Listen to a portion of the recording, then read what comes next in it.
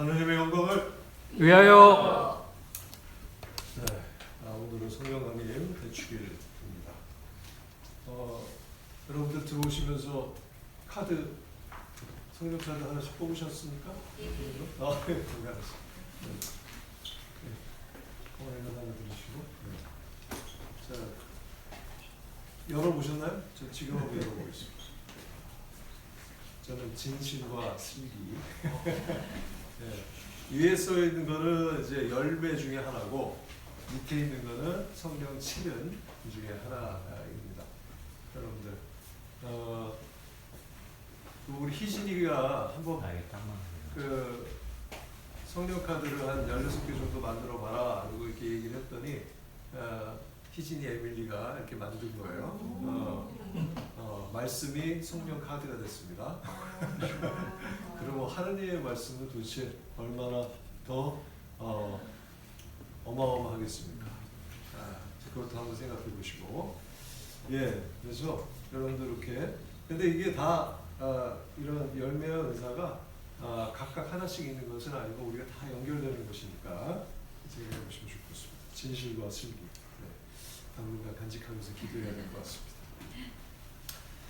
예, 성령의 열매와 은사, 그리고 카리스마에 대해서 잠깐 말씀을 드리고 가야 될 것 같습니다. 성령의 은사는 이사야서 11장에 나오는 그 말씀을 근거로 이제 그 여러 교부들이 얘기를 한 것이고 그것을 7가지로 이렇게 정리를 한 것이죠. 성령의 은사는 정견, 바른 견해, 가치관이죠. 정견, 의견, 그 다음에 슬기, 지혜로움, 슬기, 그 다음에 지식, 하나님에 대한 올바른 지식, 세상에 대한 올바른 지식, 그리고 그 통달, 우리가 세상의 어떤 진리와 그리고 여러 가지 그 문제나 이런 것들, 진실을 꿰뚫는 그런 능력이죠. 통달, 그리고 굳세, 우리가 여러 가지 유혹들 안에서도 믿음을 굳게 지킬 수 있는 그런 힘입니다. 굳세, 그리고 하나님 아버지를 아버지로서 정말 올바로 공경할 수 있는 그런 마음, 효경이라고 합니다. 그리고 이 세상에 다른 어떤 것도 두려워하지 않는 마음, 오로지 하느님만 두려워하는 마음, 이것을 경외라고 해요. 그래서 이 7가지 은사를 교부들이 정리를 했지요. 그리고 그 은사들이 도움이 되어서 이제 우리는 열매를 맺게 됩니다. 그게 이제 성령의 9가지 열매예요. 성령의 9가지 열매는 갈라디아서 이제 5장에 사도 바오로가 더 구체적으로 얘기를 하죠. 그래서 가장 중요하고 핵심적인 근본적인 열매죠. 사랑. 9가지 중에 사랑. 이런 사랑 갖고 계신 분 있죠? 사랑, 그리고 기쁨, 또 평화, 인내, 친절, 선행, 진실, 온유, 절제, 이렇게 9가지 열매를 맺게 됩니다. 그리고 사도 바오로가 고린토 전서에 특별히 오늘 사도행전에서도 얘기가 나왔죠. 많은 이방인들이 모여서 각각의 나라의 말로 베드로의 설교를 이해하고 듣고 또 이렇게 이상한 언어로 얘기하는 그것도 하나의 이제 은사인데 이런 은사는 공동체의 이익을 위해서 사용하는 특별한 그 은사라고 해서 카리스마라고 합니다. 카리스마. 그래서 이거는 고린토 전서에 이제 사도 바오로가 이제 구체적으로 얘기를 합니다. 전체 은사에 포함이 돼요. 그래서 뭐 치유의 은사도 있고 그리고 뭐 해석, 이상한 언어를 얘기했을 때 그런 뭐 방언이라고 얘기하는데 뭐 사실 뭐 방언하면 사투리잖아요. 그래가지고 그 이상한 언어로 얘기할 때 그걸 해석하는 은사, 뭐 이런 은사도 있고 그리고 기적의 은사도 있고 뭐 등등의 여러 가지 그런 은사들이 있습니다. 그래서 그런 은사들을 이제 통틀어서 우리는 카리스마 어떤 은사라고 그렇게 이해를 하고 있죠. 예수님께서 루카복음 11장에서 이런 말씀하십니다.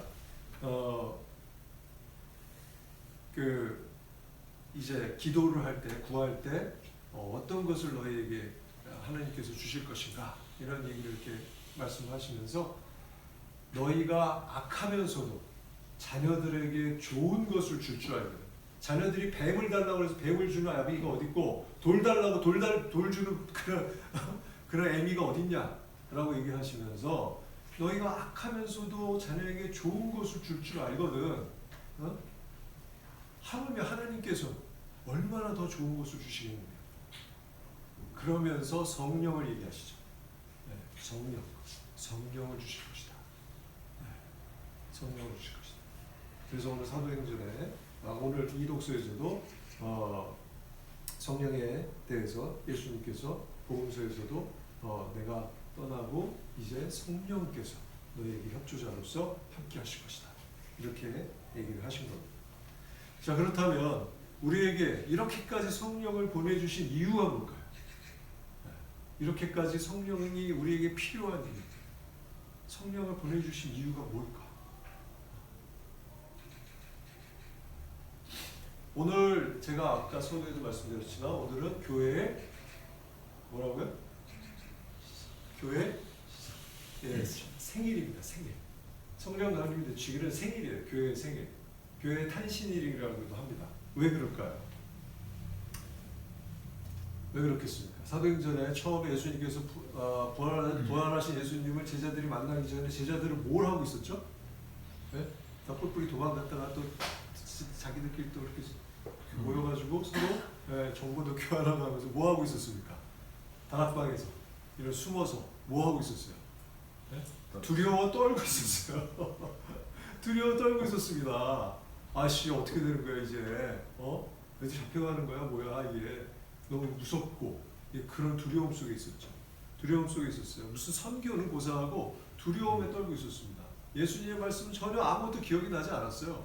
네. 그런데 예수님의 부활을 맞닥뜨리게 되는 거죠. 예수님의 부활을 체험한 그 순간, 그리고 성령을 예수님께서 뭐라고 하셨어요? 성령을 기다려라 하셨죠. 그죠? 그리고 성령을 맞이한 그 순간부터 이 사람들은 어떻게 됐느냐? 그야말로 하나님 나라를 정말 담대하게 선포하고, 오늘 사도행전의 말씀처럼 담대하게 선포하고 하나님의 선교에 참여하는 그런 존재로 완전히 탈바꿈하게 됩니다. 그래서 바로 성령 강림 대축일을 우리는 바로 교회의 시작이다, 교회의 생일이다 라고 얘기를 하는 거죠. 그 본격적인 사도행전의 시작이라고 할 수가 있습니다. 근데 가만히 보면요, 특히 성령의 열매는 우리의 본능적인 욕구와는 상당히 달라요. 반대에 가깝습니다. 자, 우리가 사랑한다는 것, 제가 지난번에도 말씀드렸지만 사랑이라는 것은 하나님의 입장에서 볼 때 진짜 참된 행복을 위해서, 그 대상이 참된 행복을 위해서 그 사용되는 에너지라고 말씀드렸어요. 자, 그 참된 그 사람이 정말 구원받기 위해서, 그리고 정말 하나님의 자녀로서 올바른 삶을 살기 위해서, 그런 또 의미 있는 인생 여정을 살아갈 수 있도록 나 자신을 포함해서 그 대상이 그렇게 살 수 있도록 에너지를 사용하는 거예요. 그게 쉽습니까? 네? 쉬운 일이 아니죠. 쉬운 일이 아닙니다. 내 희생이 필요해요. 내 희생이 필요해요. 내 욕구에서 어느 정도 자유로워질 필요가 있습니다. 그게 쉬운 일이 아니에요. 또 기쁨은 어떻습니까? 우리가 우리의 본능에 국한해서 보면 우리는 일상적으로 내 마음대로 되지 않거나 일상적인 삶 속에서 그냥 뭐 침울하거나 아니면 큰 이익이 없으면 기뻐하지 않고, 기쁨보다는 뭐 짜증을 내거나 그죠? 뭐 분노하거나 이루죠. 이런 게 보통의 우리의 일상의 흐름 속에 있지 않습니까? 막 기뻐합니까? 아무거나 기쁨에 넘치고 막 감사하고 막 이런 것들이 늘 우리 안에 있나요? 그렇지 못한 유혹에 우리가 빠지기가 쉽죠. 평화는 어떻습니까? 아무것도 일어나지 않는 게 그냥 그게 평화가 아니잖아요.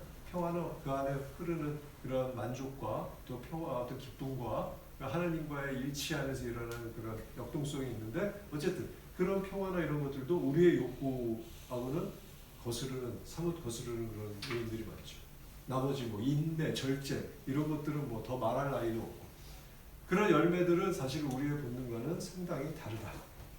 결국 우리에게 성령을 보내주신 이유는 뭐냐면 우리 스스로 그런 본능적인 것을 뛰어넘을 수 없는 존재임을 우리 스스로가 겸손하게 하나님 앞에 인정하고 바로 성령의 도우심으로, 하나님의 도우심으로 우리가 그 열매를 맺어가는 우리의 본능을 극복해 나가는 하나님 나라를 내 안에서부터 이루어져가는 그런 것이 바로 성령을 보내주신 이유라고 할 수 있습니다. 우리는 간혹 이제 착각하고 사는 경우가 있어요. 크리스찬이 됐어도 우리는 내가 꽤 괜찮은 삶을 살고 있는 것처럼 착각하고 사는 경우가 많이 있습니다. 나는 꽤 괜찮은 사람이냐 그렇게 착각하는 경우가 많이 있어요. 그러나 정말 솔직하게 우리가 하나님 앞에 무릎 꿇고 우리 자신을 돌아볼 때 하나님의 도우심이 아니면 우리는 죄에서도 벗어날 길이 없어요. 우리가 어떻게 하나님의 입장에서 볼 때 그런 완전 선의 입장에 우리가 부합할 수 있는 존재가 될 수 있겠습니까? 그리고 우리가 단 하루라도 정말 올바른 의미의 완전한 올바른 의미의 그런 삶을 우리가 살 수 있을까? 거의 불가능하다. 그래서 예수님께서도 따라다니는 무리들이 그 착하신 선하신 이렇게 예수님을 이렇게 했을 때 예수님이 왜 나를 선하다고 하느냐라고 얘기를 하죠. 정말 선하신 분은 하느님 아버지밖에 없으시다. 라고까지 얘기를 하신 겁니다. 우리는 그것을 망각하면 안 돼요. 망각하면 안 되고 늘 우리는 성령 안에서 하나님 안에서 하나님의 도우심 안에서 살아갈 수 있도록 기도하고 그리고 그것을 우리 앞에 인정하고 하나님께 순응할 때 하나님은 우리를 최대한 그런 완전을 향해서 우리를 이끌어 주십니다. 예수님께서도 마태복음 5장에서 이렇게 말씀하시죠. 너희는 하느님 완전하신 하느님 아버지처럼 완전하신 하나님 아버지처럼 너희도 완전한 자가 되어라 라고 산상설교 맨 마지막에 축복을 하십니다. 그게 하나님의 우리에 대한 목적입니다. 그렇게 너무너무 바라시는 거예요. 그렇지 않겠어요? 입장 바꿔 생각해보면 우리 자녀들이 우리가 부모 입장에서 볼 때 자녀들이 정말 자녀들은 잘 모르는 그런 자녀들 정말 세상 잘 모르고 이런 자녀들이 내가 생각하는 걔네들보다 더 세상을 많이 살았고 또 어떤 게 더 정말 진정한 행복이고 의미 있는 삶인가를 나는 걔네들보다 더 알 가능성이 크잖아요. 그러면 그 아이들을 그것까지 끌어주기 위해서 뭔가 희생하고자 하는 그런 마음들이 돕고자 하는 마음들이 그 부모로서의 당연한 마음인 것처럼 하나님 마음도 그렇습니다. 하나님 그렇게 하십니다. 그래서 우리에게 성령을 보내주신 것이고 우리가 그것을 받아들일 때 성령께서는 우리 안에서 더 적극적으로 활동하시면서 우리 안에 열매를 맺어가고 필요한 은사를 우리에게 주시는 것이죠. 광주 항쟁 어제 광주 민주화 항쟁 그 44주년이었죠. 그 혹시 소년이 온다라는 소설 혹시 아시나요? 소년이 온다. 네. 아시는 분 계시네요. 그 한강이라는 분이 아주 글 잘 쓰시는 분이죠. 그 한강이라는 분이 그 소설가가 쓴 한 2년 전인가 쓴 이제 광주 항쟁과 관련된 민주화 항쟁과 관련된 그런 소설입니다. 소년이 온다. 거기 에필로그에 이 사람이 뭐라고 썼냐면 세상은 어쩌면 이렇게 폭력적이고 또한 어쩌면 이렇게 아름다운가. 자기는 이 소설을 집필하기 위해서 이분은 광주 출생이에요. 광주 출생인데 너무 어릴 때 태어나서 그 다음에 이제 이사를 갔기 때문에 실제 그걸 겪은 적도 없고 그 나이도 그렇게 되지 않습니다. 그러나 그걸 자기가 이제 취재하고 하면서 아버지도 이제 소설가세요. 그 한수산 아니야. 한승원인가요? 한승원 씨 맞아요. 한승원 씨 아재아재 바라아재 쓰신 분. 그분도 이제 광주 그 민주화 운동에 대한 소설을 쓰셨었거든요. 근데 그분 이제 따님으로서 또 이제 쓰셨는데 그 내용에 이제 이 세상은 어쩌면 이렇게 폭력적이고 자기가 이렇게 취재를 하고 그리고 세상은 어쩌면 이렇게 아름다운가. 그게 바로 광주 항쟁을 저는 그냥 그 정말 이렇게 뇌리를 울리는 것 같은 그런 말이었어요. 왜냐하면 정말 극악한 그런 사륙이 벌어졌지 않습니까? 그리고 무참한 폭력이 행해졌죠. 그거는 정말 김남주 시인이 신부님이 올리신 그 시에도 나오지만 이거는 거의 뭐 지옥도 같은 그런 일이 벌어졌던 겁니다. 그런데 그 가운데 지금의 사회학자들도 얘기하는 절대 공동체, 절대 공동체. 그 10일 동안 그 혼란한 상황 속에서 단 한 번의 절도나 어떠한 무슨 불법적인 일들이 그런 뭐 남의 물건을 빼앗거나 은행을 털거나 하는 보통 이제 외국에서 그런 어떤 사태가 일어나면 막 그런 일들 벌어지잖아요. 그런 일이 한 번도 일어나지 않았고 그리고 사람들이 주먹밥을 만들고 하면서 서로 나누고 심지어는 막 그 며칠째 굶어서 그냥 그 아기같이 되어버린 그런 이 공수부대원들에게까지도 그 주먹밥을 주고 하고 하면서 그 희생하고 서로 단결하고 하는 그 모습, 그 모습이 하나의 정말 절대 공동체라고 체험을 했다 이렇게 얘기하는 거고 바로 한가 그분도 그것을 어쩌면 그렇게 또한 아름다울 수 있는가라고 얘기를 하는 겁니다. 그 안에 그 많은 크리스천들이 있었어요. 최근에 복권되신 분이기도 한데 새로 문용동 전도사 같은 분, 20대 후반의 나이에 이 호남 신학대학 다니시던 분이었는데 전도사로서도 교회에서도 활동하고 했던 분인데 이분이 이제 그렇게 또 그 도청에 자원에서 들어가서 같이 그 지원을 하다가 마지막에 이제 돌아가셨죠. 총을 맞고 돌아가셨고 그리고 제가 2014년 15년에 그 만났던 독일 목사님이에요. 그 돌아가셨습니다. 2년 전에 돌아가셨는데 파울 하이니 슈나이스 목사님이라고 있어요. 독일 목사님인데 그분이 한국에서 여러분들 아시겠지만 그 민주화 운동 유신 때부터도 계속 우리 한국과 같이 관심을 갖고 참여하면서 이 민주화를 위해서 굉장히 세계에 이런 여러 도움을 청하고 그런 뉴스를 알리고 했던 그런 목사님이세요. 근데 이분이 그 택신운전사에 나오는 위르게 힌치페터 기자 있지 않습니까? 그분을 또 에게 도움을 요청해서 활동하게 한 분도 바로 이 목사님이세요.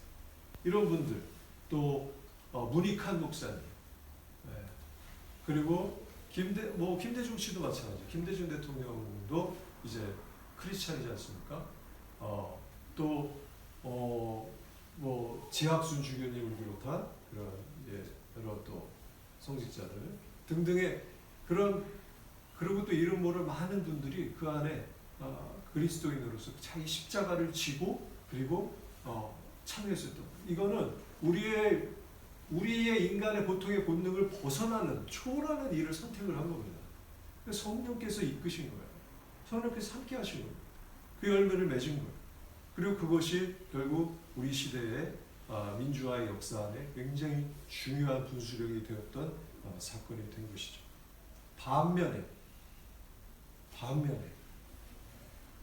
한경직 등 지금 거의 와야 될 한국 기독교 총연합, 어영 기독교 연합회죠. 그 소속 교회들은 친일의 역사를 넘어서 군사 독재에 부역하는 그런 역사를 만들어왔죠. 그래서 그들은 지금도 뭐 북한군이 개입을 했느니 지금 며칠 전인가요? 얼마 전에 그 거기에 이제 600명 북한군 600명 내려왔다느니 뭐 이렇게 해가지고 헛소리를 해서 결국은 대법원까지 가가지고 판결을 받았죠. 징역 2년 판결을 받았죠. 지만원이라고 그런 사람들이 거기에 핵심에 또 교회들이 있었다는 거예요. 한국의 교회들이. 네, 한국의 교회. 이게 현재 빛과 그림자 같은 그런 형국이죠. 우리는 정말 제일 안타까운 것은 바로 이 화해가 아직 이루어지지 않은 시대라는 겁니다. 지금 우리 시대가. 현재 살고 있는 이 시대가. 9년 전에 2015년쯤 되죠. 2015년에 성공의 125주년 행사를 했습니다. 성공의 125주년 행사를 하면서 그때 그 성공에서 천명했었던 게 있었어요. 공식적으로 천명했던 게 뭐였냐면 우리는 이제 시대의 화해자가 되겠다. 우리 교회는 이제 시대의 화해자가 되겠다라고 천명을 했어요. 시대의 화해자. 굉장히 중요한 메시지죠. 왜냐하면 한 번도 지금 그 화해가 일어나질 않았습니다. 왜냐하면 친일에 부역하고 독재에 부역하고 그리고 수많은 사람들을 학살하고 폭력을 가하고 했던 그런 모든 역사들은 사실 이게 화해가 되려면 뭐부터 일어나야 됩니까? 진실이 규명되고 용서를 구해야 되는 거예요. 그래야 이게 화해의 이제 물꼬가 터지고 화해가 되는 거죠. 근데 그것을 은폐하고 또 계속 모르쇠하고 뭐 북한군이 개입했다고 막 그런 얘기 헛소리를 하는데 그거를 조선일보나 동아일보에서는 막 뉴스를 막 퍼뜨려 날라주고 그걸 또 교회에서는 성직자들이 신자들에게 더 알려주고 가르쳐주고 그런 말도 안 되는 아직까지도 그걸 갖다가 그냥 고집하고 있는 것이죠. 이게 화해가 돼야 돼요. 근데 아직 우리가 천명을 했지만 2015년에 천명을 했지만 성공에도 제대로 된 역할을 지금 시대의 화해자로서의 역할을 제대로 못하고 있습니다. 그러니까 할 수 있도록 또 우리도 목소리를 내고 기도하고 또 참여를 해야겠죠. 이제 또 새로 교구장님도 바뀌었으니까 이제 또 그렇게 해야 될 겁니다. 이런 완고한 마음. 사람이라는 게 그렇습니다. 한번 어떤 생각을 갖거나 어떤 또 불의에 참여를 했을 때 그거를 내가 용서하고 화해하는 절차를 거치지 못하면 이게 마음이 완고해져요. 그래서 계속 그걸 고집하고 그런 합리화하는 방향으로 나가게 되죠. 여기에 우리는 우리의 교회로서 정말 5월 18일부터 27일 그 사이에 절대 공동체가 광주에서 탄생했었던 것처럼 그런 우리의 노력이 그런 기도와 우리의 참여가 바로 우리 교회의 역할이라고 믿습니다. 성령께서 우리를 이끌어 주시는 성령이 우리에게 오신 이유는 바로 우리가 개인적으로 거룩하게 이렇게 도인처럼 살라고 성령께서 오신 게 아니라 바로 하느님 나라를 우리가 선포하고 그 하느님 나라를 이 땅에 구현하는 데 참여하도록 하기 위해서 우리의 본능을 뛰어넘는 그런 힘과 그리고 기회와 은혜를 주시기 위함. 우리는 바로 그러한 크리스천, 그러한 교회의 삶을 이어나가야 하는 것이 우리 이 시대의 크리스천으로서 소명이라고 믿습니다. 성령 감림 대축일 우리 교회의 은혜가 여러분들 안에서도 늘 함께 하시길 바라고 하나님께서 우리의 어려움이 내 개인적 일이든 아니면 사회에 닥쳐오는 것이든 그 어려움이 있고 또 고통이 있고 했을 때 바로 우리는 더욱 하나님의 영광이 드러나는 순간이라고 생각을 하시고 믿으시고 우리가 더욱 기도하고 성령 열매를 구하고 그럼으로써 우리가 더 하나님의 완전성을 닮아가는 그리스도를 닮아가는 그런 하루하루의 삶이 되기를 기원합니다. 아멘.